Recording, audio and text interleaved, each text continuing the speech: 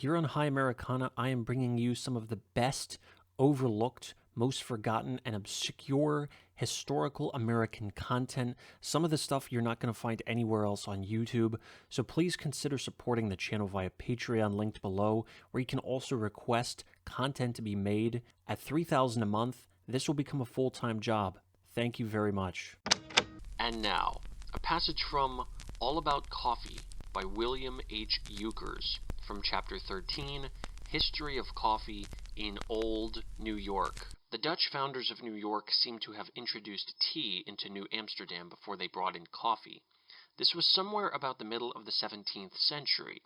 We find it recorded that about 1668, the burghers succumbed to coffee. Coffee made its way slowly first in the homes where it replaced the must, or beer, at breakfast. Chocolate came about the same time, but was more of a luxury than tea or coffee. After the surrender of New York to the British in 1674, English manners and customs were rapidly introduced. First tea and later coffee were favorite beverages in the homes. By 1683, New York had become so central a market for the green bean that William Penn, as soon as he found himself comfortably settled in the Pennsylvania colony, sent over to New York for his coffee supplies. It was not long before a social need arose that only the London style of coffee house could fill. The coffee houses of early New York, like their prototypes in London, Paris, and other world capitals, were the centers of the business, political, and to some extent of the social life of the city. But they never became the forcing beds of literature that the French and English houses were, principally because the colonists had no professional writers of note. There is one outstanding feature of the early American coffee houses, particularly of those opened in New York, that is not distinctive of the European houses.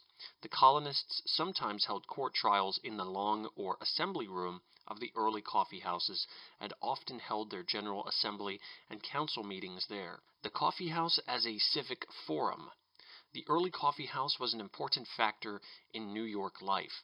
What the perpetuation of this public gathering place meant to the citizens is shown by a complaint evidently designed to revive the declining fortunes of the historic Merchant's Coffee House in the New York Journal of October 19, 1775, which in part said, "To the inhabitants of New York, it gives me concern, in this time of public difficulty and danger, to find we have in the city no place of daily general meeting where we might hear and communicate intelligence from every quarter and freely confer with one another on every matter that concerns us.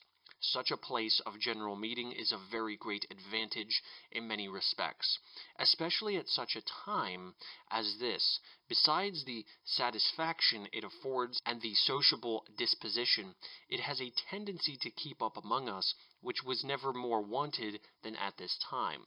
To answer all these and many other good and useful purposes, coffee houses have been universally deemed the most convenient places of resort, because at a small expense of time or money, persons wanted may be found and spoke with, appointments may be made, current news heard, and whatever it most concerns us to know.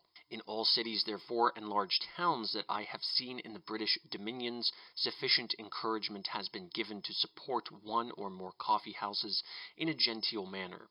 How comes it, then, that New York, the most central and one of the largest and most prosperous cities in British America, cannot support one coffee house?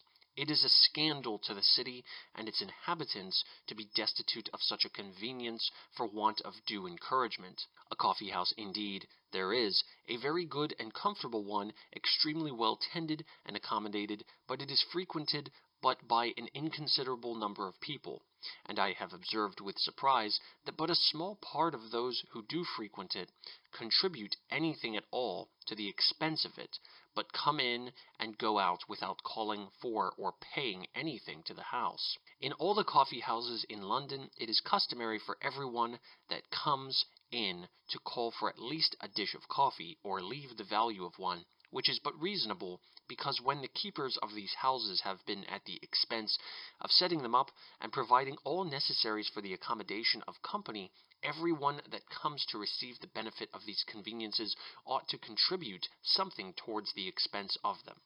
A friend to the city. New York's first coffee house. Some chroniclers of New York's early days are confident that the first coffee house in America was opened in New York. But the earliest authenticated record they have presented is that on November 1st, 1696, John Hutchins bought a lot on Broadway between Trinity Churchyard and what is now Cedar Street, and there built a house, naming it the King's Arms. Against this record, Boston can present the statement in Samuel Gardner Drake's History and Antiquities of the City of Boston that Benjamin Harris sold books at the London Coffee House in 1689. The King's Arms was built of wood and had a front of yellow brick, said to have been brought from Holland. The building was 2 stories high, and on the roof was an observatory arranged with seats and commanding a fine view of the bay, the river, and the city. Here the coffee house visitors frequently sat in the afternoons. It is not shown in the illustration. The sides of the main room on the lower floor were lined with booths, which, for the sake of greater privacy, were screened with green curtains. There a patron could sip his coffee, or a more stimulating drink, and look over his mail in the same exclusiveness affected by the Londoner of the time. The rooms on the second floor were used for special meetings of merchants, colonial magistrates and overseers, or similar public and private business. The meeting room, as above described, seems to have been one of the chief features distinguishing a coffee house from a tavern. Although both types of houses had rooms for guests and served meals, the coffee house was used for business purposes by permanent customers, while the tavern was patronized more by transients. Men met at the coffee house daily to carry on business, and went to the tavern for convivial purposes or lodgings. Before the front door hung the sign of the Lion and the Unicorn fighting for the crown. For many years the King's Arms was the only coffee house in the city, or at least no other seems of sufficient importance to have been mentioned in colonial records. For this reason it was more frequently designated as the Coffee House than the King's Arms. Contemporary records of the arrest of John Hutchins of the King's Arms and of Roger Baker for speaking disrespectfully of King George mention the King's Head, of which Baker was proprietor. But it is generally believed that this public house was a tavern and not rightfully to be considered as a coffee house. The White Lion mentioned about 1700 was also a tavern or inn. The New Coffee House. Under date of September 22, 1709, the Journal of the General Assembly of the Colony of New York refers to a conference held in the New Coffee House. About this date, the business section of the city had begun to drift eastward from Broadway to the waterfront, and from this fact it is assumed that the name New Coffee House indicates that the King's Arms had been removed from its original location near Cedar Street, or that it may have lost favor and have been superseded in popularity by a newer coffee house. The journal does not give the location of the new coffee house. Whatever the case may be, the name of the King's Arms does not again appear in the records until 1763, and then it had more the character of a tavern or roadhouse. The public records from 1709 up to 1729 are silent in regard to coffee houses in New York. In 1725, the pioneer newspaper in the city, the New York Gazette, came into existence, and 4 years later, 1729, there appeared in it an advertisement stating that a competent bookkeeper may be heard of at the coffee house. In 1730, another advertisement in the same journal tells of a sale of land by public vendue auction to be held at the Exchange Coffee House. The Exchange Coffee House. By reason of its name, the Exchange Coffee House is thought to have been located at the foot of Broad Street abutting the seawall and near the Long Bridge of that day. At that time, this section was the business center of the city, and here was a trading exchange. That the Exchange Coffee House was the only one of its kind in New York in 1732 is inferred from the announcement in that year of a meeting of the Conference Committee of the Council and Assembly at the coffee house. In seeming confirmation of this conclusion is the advertisement in 1733 in the New York Gazette requesting the return of the lost sleeve buttons to Mr. Todd next door to the coffee house. The records of the day show that a Robert Todd kept the famous Black Horse Tavern, which was located in this part of the city. Again, we hear of the Exchange Coffee House in 1737, and apparently in the same location where it is mentioned in an account of the Negro plot as being next door to the Fighting Cock's Tavern by the Long Bridge at the foot of Broad Street. Also in this same year, it is named as the place of public vendue of land situated on Broadway. By this time, the Exchange Coffee House had virtually become the city's official auction room, as well as the place to buy and to drink coffee. Commodities of many kinds were also bought and sold there, both within the house and on the sidewalk before it. The Merchants' Coffee House. In the year 1750, the Exchange Coffee House had begun to lose its long-held prestige, and its name was changed to the Gentleman's Exchange Coffee House and Tavern. A year later, it had migrated to Broadway under the name of the Gentleman's Coffee House and Tavern. In 1753, it was moved again to Hunter's Quay, which was situated on what is now Front Street, somewhere between the present Old Slip and Wall Street. The famous old coffee house seems to have gone out of existence about this time, its passing hastened, no doubt, by the newer enterprise, the Merchants' Coffee House, which was to become the most celebrated in New York and, according to some writers, the most historic in America. It is not certain just when the Merchants' Coffee House was first opened. As near as can be determined, Daniel Bloom, a mariner in 1737, bought the Jamaica Pilot Boat Tavern from John Dunks and named it the Merchants' Coffee House. The building was situated on the northwest corner of the present Wall Street and Water, then Queen Street, and Bloom was its landlord until his death, soon after the year 1750. He was succeeded by Captain James Ackland, who shortly sold it to Luke Room. The latter disposed of the building in 1758 to Dr. Charles Arding. The doctor leased it to Mrs. Mary Ferrari, who continued as its proprietor until she moved in 1772 to the newer building diagonally across the street, built by William Brownjohn on the southeast corner of Wall and Water Streets. Mrs. Ferrari took with her the patronage and the name of the Merchants' Coffee House, and the old building was not used again as a coffee house. The building housing the original Merchants' Coffee House was a two-story structure with a balcony on the roof, which was typical of the middle 18th century architecture in New York. On the first floor were the coffee bar and booths described in connection with the King's Arms Coffee House. The second floor had the typical long room for public assembly. During Bloom's proprietorship, the Merchants' Coffee House had a long, hard struggle to win the patronage away from the Exchange Coffee House, which was flourishing at that time. But being located near the meal market, where the merchants were wont to gather for trading purposes, it gradually became the meeting place of the city at the expense of the Exchange Coffee House farther down the waterfront. Widow Ferrari presided over the original Merchants' Coffee House for 14 years until she moved across the street. She was a keen businesswoman.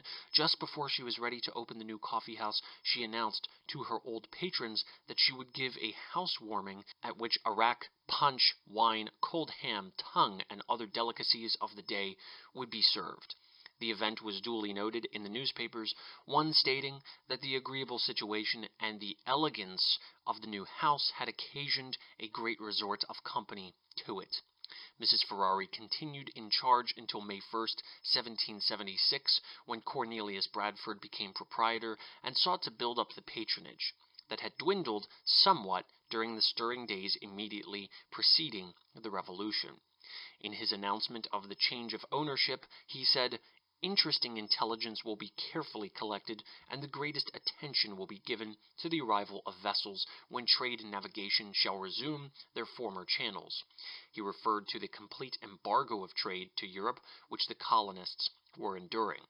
When the American troops withdrew from the city during the Revolution, Bradford went also to Rhinebeck on the Hudson. During the British occupation, the Merchants' Coffee House was a place of great activity. As before, it was the center of trading, and under the British regime, it became also the place where the prize ships were sold. The Chamber of Commerce resumed its sessions in the Upper Long Room in 1779, having been suspended since 1775.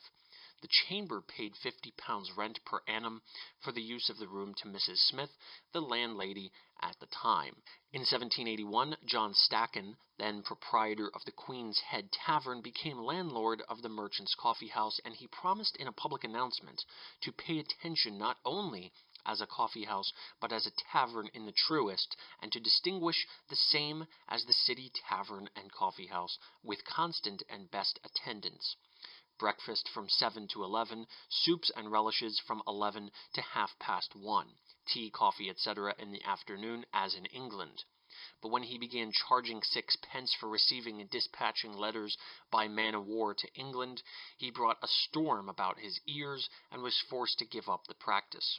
He continued in charge until peace came, and Cornelius Bradford came with it to resume proprietorship of the coffee house. Bradford changed the name to the New York Coffee House, but the public continued to call it by its original name, and the landlord soon gave in. He kept a marine list, giving the names of vessels arriving and departing, recording their ports of sailing. He also opened a register of returning citizens, where any gentleman now resident in the city, his advertisement stated, may insert their names and place of residence. This seems to have been the first attempt at a city directory. By his energy, Bradford soon made the Merchant's Coffee House again the business center of the city. When he died in 1786, he was mourned as one of the leading citizens. His funeral was held at the coffee house over which he had presided so well. The Merchant's Coffee House continued to be the principal public gathering place until it was destroyed by fire in 1804. During its existence, it had figured prominently in many of the local and national historic events, too numerous to record here in detail. Some of the famous events were the reading of the order to the citizens in 1765, warning them to stop rioting against the Stamp Act, the debates on the subject of not accepting consignments of goods from Great Britain, the demonstration by the Sons of Liberty, sometimes called the Liberty Boys, made before Captain Lockyer of the tea-ship Nancy, which had been turned away from Boston and sought to land its cargo in New York in 1774. The General Meeting of Citizens on May 19, 1774, to discuss a means of communicating with the Massachusetts colony to obtain coordinated effort in resisting England's oppression, out of which came the letter suggesting a Congress of Deputies from the colonies and calling for a virtuous and spirited union. The mass meeting of citizens in the days immediately following the battles at Concord and Lexington in Massachusetts, and the forming of the Committee of 100 to administer the public business, making the Merchant's Coffee House virtually the seat of government. When the American Army held the city in 1776, the coffee house became the resort of Army and Navy officers. Its culminating glory came on April 23, 1789, when Washington, the recently elected first president of the United States, was officially greeted at the coffee house by the governor of the state, the mayor of the city, and the lesser municipal officers.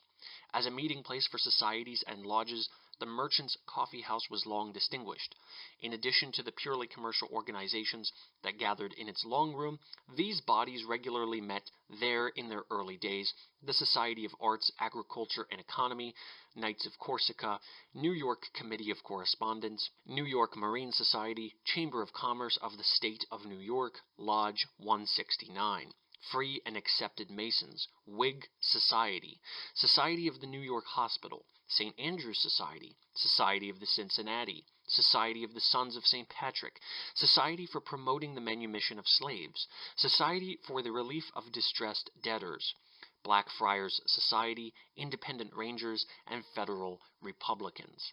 Here also came the men who, in 1784, formed the Bank of New York, the first financial institution in the city, and here was held in 1790 the first public sale of stocks by sworn brokers. Here, too, was held the organization meeting of subscribers to the Tontine Coffee House, which in a few years was to prove a worthy rival.